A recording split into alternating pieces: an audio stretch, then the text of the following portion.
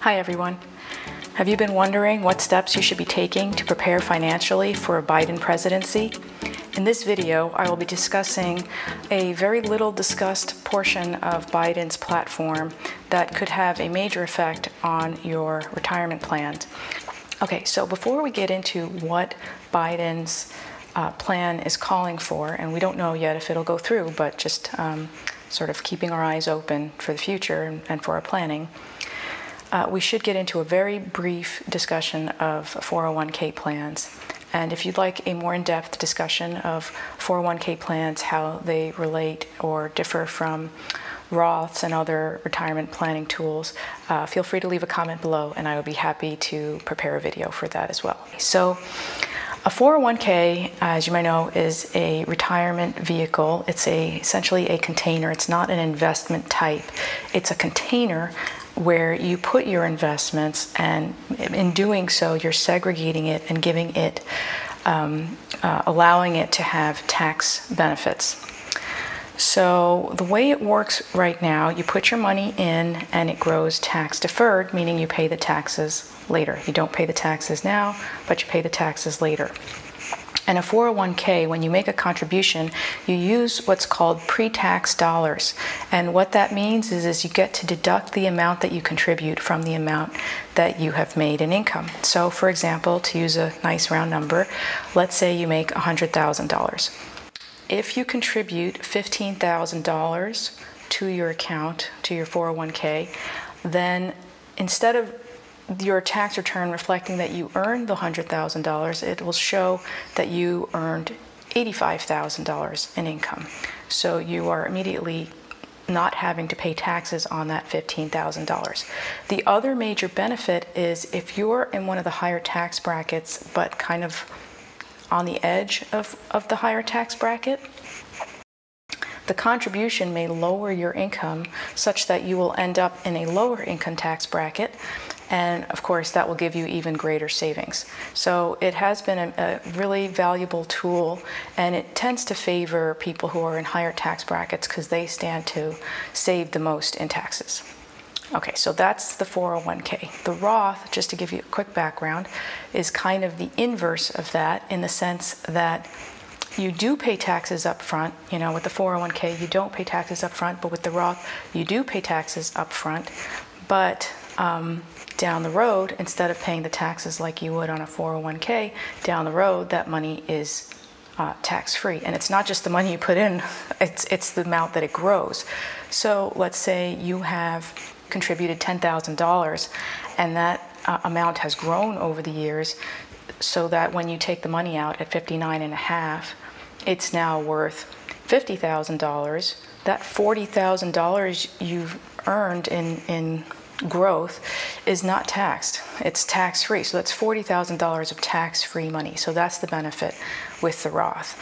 And historically, people have recommended that people in lower income tax brackets take advantage of the Roth because it doesn't, you don't get, if you're in a lower tax bracket, you're not going to get the same benefit from the 401k. So it's recommended that you use the Roth and then have the tax-free money down the road.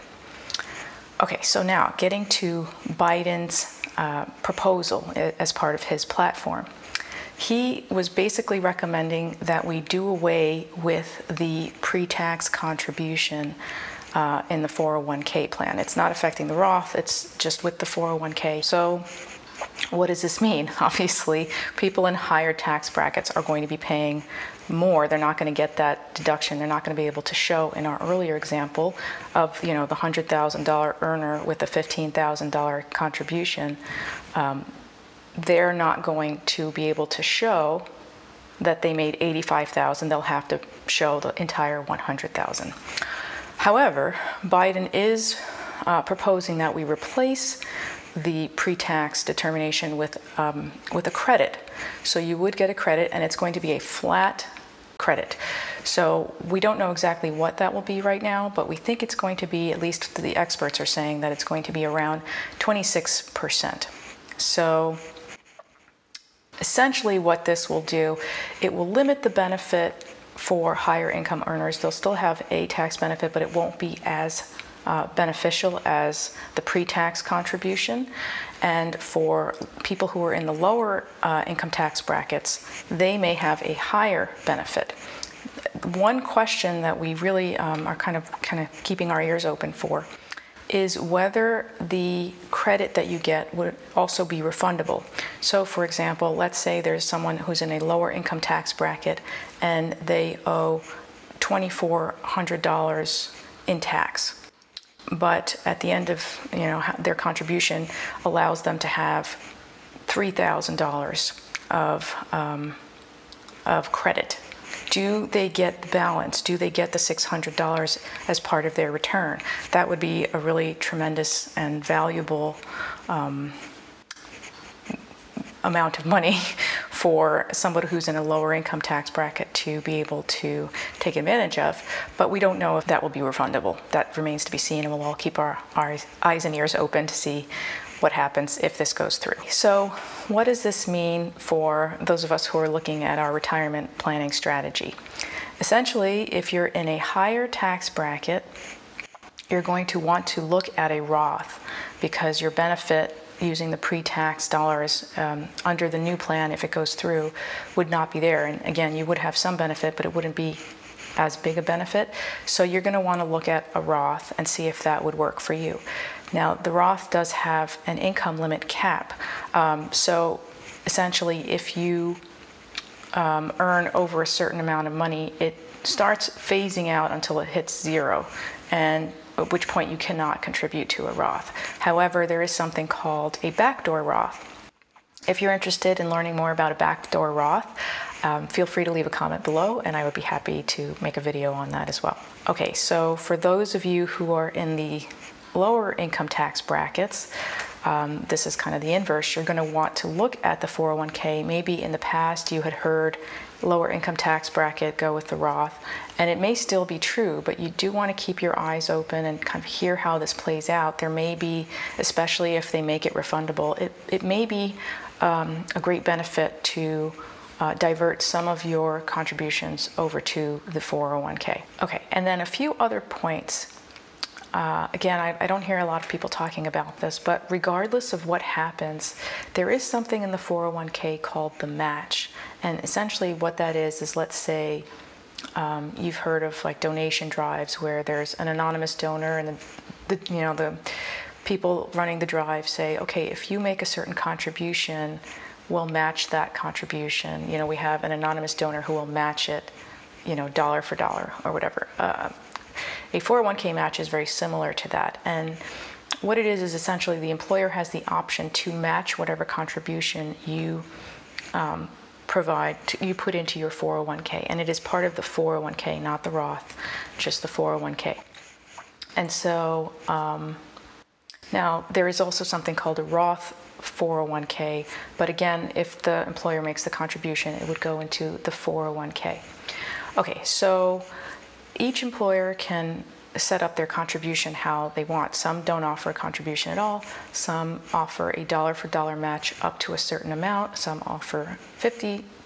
Some offer 2 or even 3 times. So it's really important, regardless of what happens, everybody should be finding out if their employer offers a 401k and if they offer a match. And if they do, it would be really worth your time. It would be so valuable for you to actually look into, what is the match? And let me contribute do everything I can to contribute at least up to the match. And I think that's, again, you're going to have to run the numbers for yourself. But I think by and large, for most people, if, a pretty typical contribution match is 100%, a dollar for dollar match. So, that's 100% return, that's free money. So when it's that high of a return, the tax implications, they do have an effect, but it's free money. So I would look very carefully at that. And by and large, I think most people are going to find that it's better for them to continue to use the 401k at least up to the match. And on the other side, with respect to the Roth, again, regardless of what happens, because of how differently the 401k and the Roth play out in terms of the benefits they provide, it really is a huge benefit to look at at least putting some funds to a Roth. And a Roth does have a much lower contribution limit, but it really does, it is really worth it, I think, to look at, you know, how much can I contribute to a Roth, and maybe not put all of it into a 401k, because that Roth, again, gives you that benefit of having tax-free withdrawals at the end. It gives you a hedge. Let's say, you know, we don't know what taxes are, you know, are going to be down the road. So let's say you anticipate that you're making a lot now, you're not going to be making as much once you retire, which, you know, we don't know that, but setting that aside, we don't know what tax rates are, so even if you're making less money, your tax liability may still be higher.